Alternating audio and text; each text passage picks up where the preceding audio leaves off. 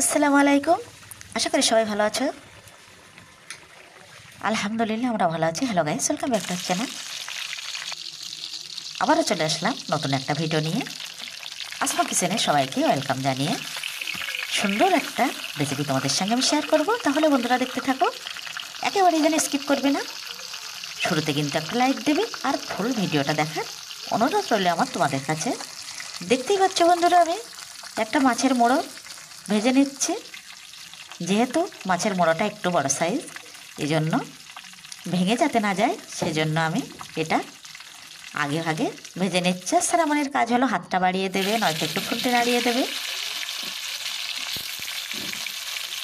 শীতের সময় কত রকমের সবজি না পাওয়া যায়, আর সব সবজিগুলোই কিন্তু খেতে খুবই মজা হয়।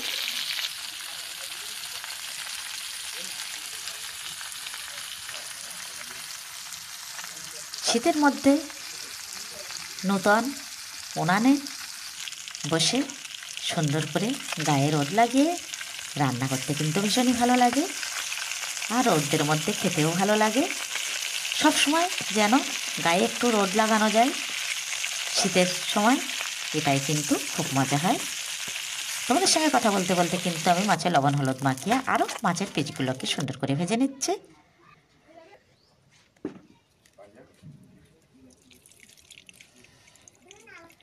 শীতের সময় সকালে পান্তা ভাত দিয়ে কিন্তু যে কোনো কপি বা বেগুনের সবজি দিয়ে ভাত খেতে হেবি মজা লাগে।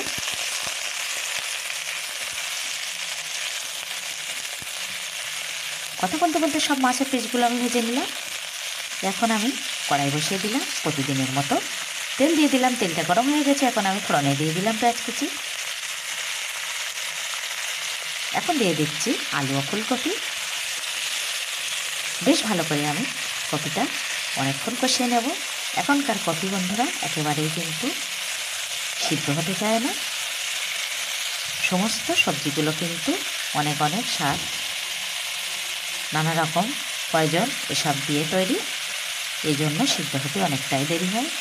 আরও একটু ভাপিয়ে নিলে বেশি ভালো হয়। যেদিন আমি ভাপিয়ে নিতে না পারি বন্ধুরা, লবণ দিয়ে একটু ভেজিয়ে রাখি। যখন তাড়াহুড়ো থাকে তারপরে আমি রান্না বানাই।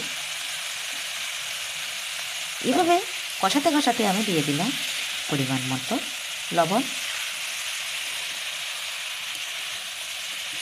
আর দিয়ে দিচ্ছি আমি কাঁচা ও পাকা লঙ্কা, যে লঙ্কাগুলো আমার ভীষণই পছন্দের। লাল লাল লঙ্কা সবজির মধ্যে দিলে আমার ভীষণ ভালো লাগে।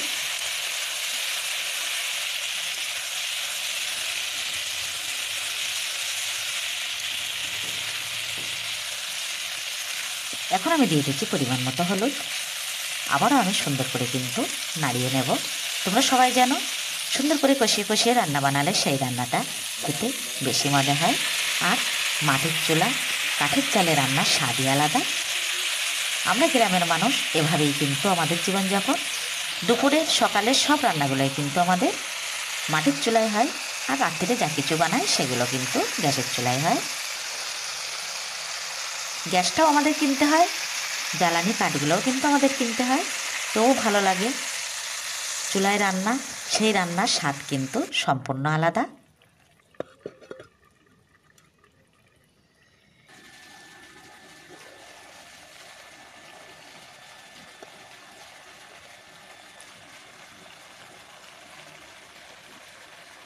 কষাতে কষাতে আমি একটু জল দিয়ে দিলাম, নয়তো নিচে লেগে যাবে। অনেকক্ষণ ধরে কিন্তু বন্ধুরা সবজিটা আমার কষাতে হয়েছে। ভিডিওটা অনেকটাই বড় হয়ে যাবে, এই জন্য সবটা দেখানো যায় না। বেশ ভালো করে কিন্তু আমার তেল মশলার সঙ্গে ভাজা ভাজা হয়ে গেছে। এখন আমি সিদ্ধর জন্য একটু জল দিয়ে দিচ্ছি। এই জলটার মধ্যে কিন্তু সবজি আলুটা সিদ্ধ হয়ে যাবে। আর দিয়ে দিলাম ঢাকনা। আসছি কিছুক্ষণ পর, ফিরে এলাম বন্ধুরা। ঢাকনাটা খুলে একটু নাড়িয়ে নেব।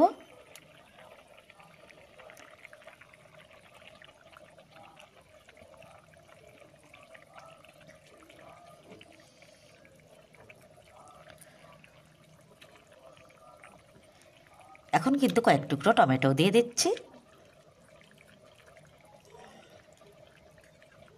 টমেটো দিয়েও আমি একটু নাড়িয়ে নিয়েছি, একেবারে জলটা শুকিয়ে গেছে। এখন কিন্তু পরিমাণ মতো জল দিয়ে আমি ঝোলটা দিয়ে দেব।